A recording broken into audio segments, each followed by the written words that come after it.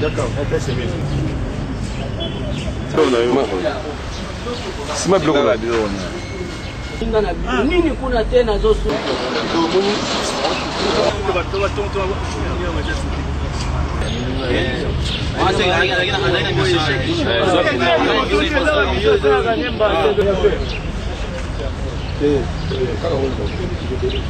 Kota kia waposa ya toilette kanga yunga nena kota ina sala toilette ba suspecter nga na zamu.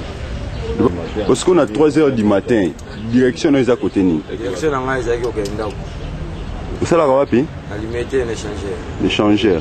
Parce que aussi c'est musala earning pour comment 3 heures côté. Si c'est musala nga 16h.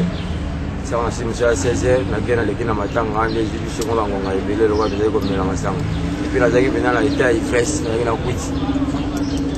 Bon. État ivresse. Donc na là on a aussi retrouvé dans ton ngo zaki bena na état ivresse. Vous avez qui na kwiti? Na kwiti. Parce que est-ce que ils a permis soda au asa en tenue, en uniforme, asa na kwiti?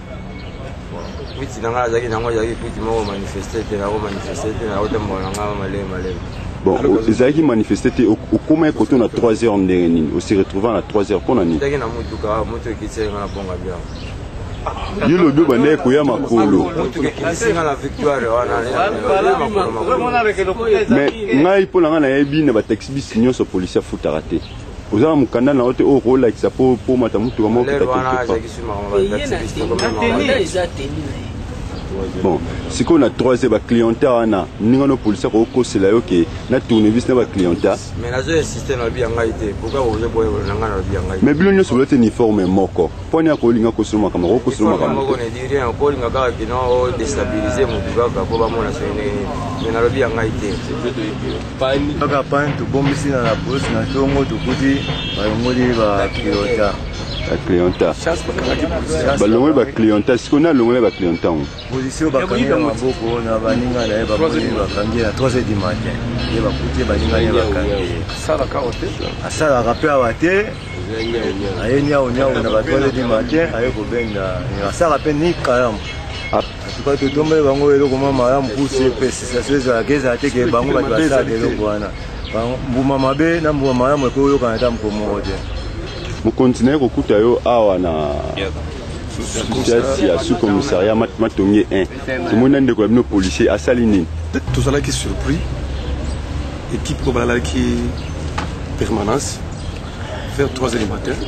Nous avons dit que nous avons suspecté papa. Nous avons tourné vis sur eux. Et puis déjà à l'Oli, dès que nous temps, il y a beaucoup de camarades avec eux. Alors, ils ont embarqué, il y a des bossotés. Ceux qui bakangiye avancé toujours argument que non naïe ko sou mais dans un sous comme c'est depuis en tenue pensée tout le monde qui est mutaboye azali très suspect les ali bateau ne pas ça le kumu il y a la police ceux qui ont une arme tout côté de la population les bateaux ne pas comme la population alors tu vois qui jamais ko compatir na esprit d'équipe pour na ma bo ya ça. C'est ce qui te décide que nous, il faut accommoder notre militaire. Malgré ça, on a mis Bakangué en flagrant délit. Et puis quelqu'un qui vient voler à 3h du matin dans un poste de police. Et bon, monsieur, il parle de la population, et vous avez plus pire.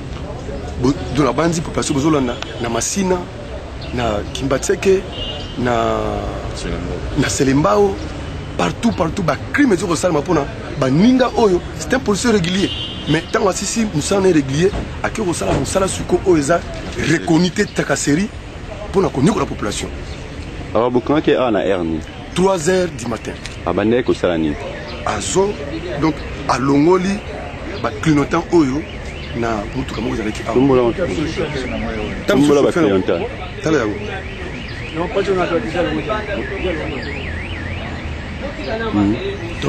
on a tourné vis Oyo.